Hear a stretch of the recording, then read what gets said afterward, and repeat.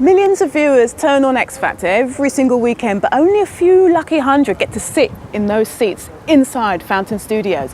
And even fewer get to go behind the scenes. Now, we're one of them. It's MSN TV, and this is The X Factor.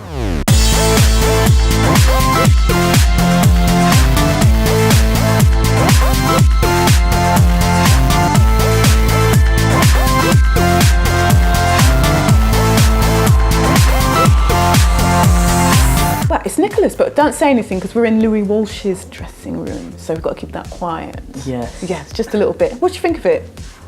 Nice dressing room. Yeah, yeah. Is it the high life? It's quite weird that I'm on this chair usually. Well, you look like a pop star, you sing like a pop star. You are a pop star. You know what, are you fed up now? People saying, oh, he's only 16, he's the baby, or do you still like that? I'm getting a bit sick of it now because I'm not the youngest in the competition. Tamira's actually the youngest.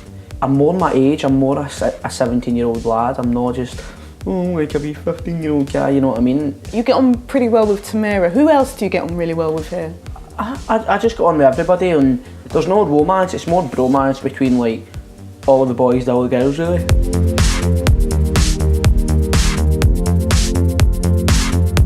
We're outside Studio B, and once we go through these doors, it leads us to the main arena, and we should find Sam and Hannah waiting for us.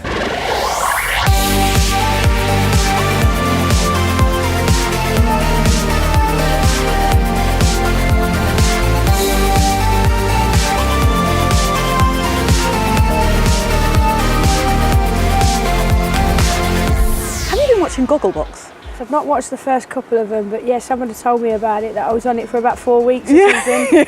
Yeah. I like the fact that I think one of them said, oh, bless her, doing it for the chubbies. I was like, yeah, thanks a lot for that. Cheers. There's always this talk about, you know, women have to look good, and they keep going on about your weight, and you've lost some and all the rest of it, which is great, but wouldn't you have liked to just been as you are? To be honest, I think this is more for me because I obviously don't like, I think it's taken something like this for me to actually have the willpower to do something. I'm still me, I'm still dressing as me.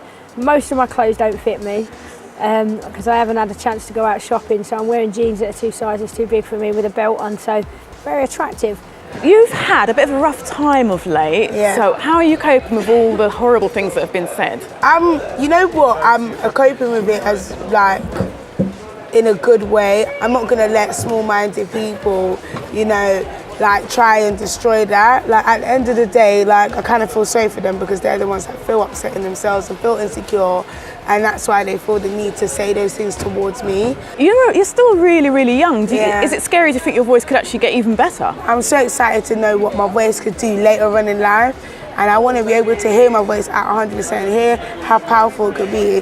It's exciting, so I'm not really scared, no.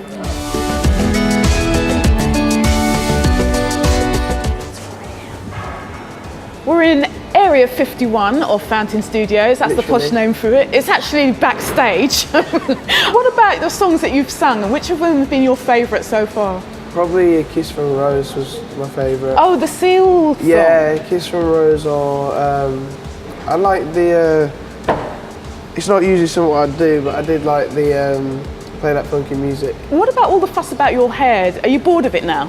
My hair, it's what people like talking about. I mean, I like people to talk about how I sing as well, which I think has happened more over the weeks.